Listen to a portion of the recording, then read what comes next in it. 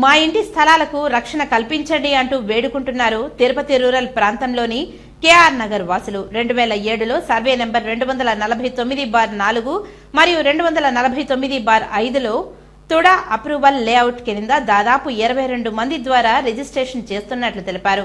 అప్పటి నుంచి కూడా ఈ స్థలాలు మొత్తం తమ స్వాధీనంలోనే ఉందని, ఈ మధ్యకాలంలో కొందరు ఆ స్థలాలు నాది అంటూ మమ్మల్ని బెదిరిస్తున్నారని వాళ్లు వాపోయారు. ఈ సందర్భంగా బాధితులు మీడియాతో మాట్లాడారు. మేము 2007లో 17వ నంబర్ ప్లాటు 18వ నంబర్ ప్లాటు కొనుక్కున్నాము. తుడా అప్రూవల్ బిట్ అని చెప్పేసి కొనుక్కున్నాము మేము. తర్వాత అప్పుడే కాంపౌండ్ వాళ్ళు కట్టుకున్నాము. అది పడిపోయింది. 2020 మార్చిలో మేము కాంపౌండ్ వాళ్ళు కట్టుకునేసి రేకుల షెడ్ వేసుకుందామనేసి వచ్చినాము.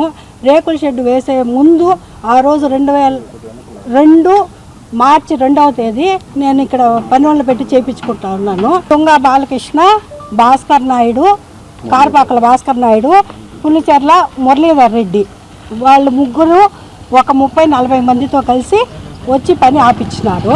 ఎందుకు పని ఆపిస్తున్నారు అని అడిగితే ఇది మా ల్యాండు అని చెప్పి అన్నారు. మా అబ్బాయి లేదు, నేను ఒక్కటే ఉన్నాను. నేను మా వాడికి ఫోన్ చేస్తే అమ్మ నువ్వు 100కి ఫోన్ చేయి, నేను టైం పడుతుంది అన్నాడు. నేను 100కి చేశాను. కానిస్టేబుల్ వచ్చి మీరు తిరుచానూరు పోలీస్ స్టేషన్కి రండి, అక్కడ వచ్చి స్టేషన్లో ఇద్దరిని తీసుకెళ్ళినారు. అక్కడికి వెళ్ళిన తర్వాత సిఐ గారు ఏమన్నారంటే అమ్మ మీరు సర్వే చేసి ఎవరిదో తేల్చుకున్న తర్వాత ల్యాండ్కి వెళ్ళండి, మీరు వెళ్ళిపోండి అన్నారు. ఇప్పుడు ఏమంటే ముందు గత ప్రభుత్వంలో రాజకీయ నాయకులు పేర్లు చెప్పి మమ్మల్ని ఒత్తిడి చేసినారు. ఇప్పుడు రాజకీయ నాయకుల పేరు పెట్టి ఒత్తిడి చేస్తున్నారు. ఇప్పుడు మా భర్త కూడా లేదు, నేను ఒక సీనియర్ సిటిజన్ను, నా వయసు 61. ఇప్పుడు ఎంఆర్పల్లి పోలీస్ స్టేషన్లో A3గా నేను రాడ్లు ఎత్తుకొని కొట్టినట్టు కంప్లైంట్ పెట్టున్నాడు. అదే సెప్టెంబర్ 20వ తేదీ నాకు హెల్త్ బాగాలేక మెడికల్ రిపోర్ట్స్ కూడా ఉన్నాయి. చెన్నై పోయి అడ్మిట్ అవ్వమంటే కూడా 15 డేస్ తర్వాత వచ్చి అడ్మిట్ అవుతాను. షుగరు, బీపీ, థైరాయిడ్ ఉంది. నా టెన్షన్లో నేనుంటే నన్ను A3గా ఎంఆర్పల్లి పోలీస్ స్టేషన్లో కేసు రిజిస్టర్ చేసి ఎఫ్ఐఆర్ చేసినారు. 2020లో నేను పెట్టిన కేసుకు ఇంతవరకు అతిగతి లేదు. ఇప్పుడు నేను అతన్ని కొట్టినట్టు నా మీద రిజిస్టర్ చేస్తే ఇది ఎంతవరకు న్యాయం మీరే చెప్పాలి.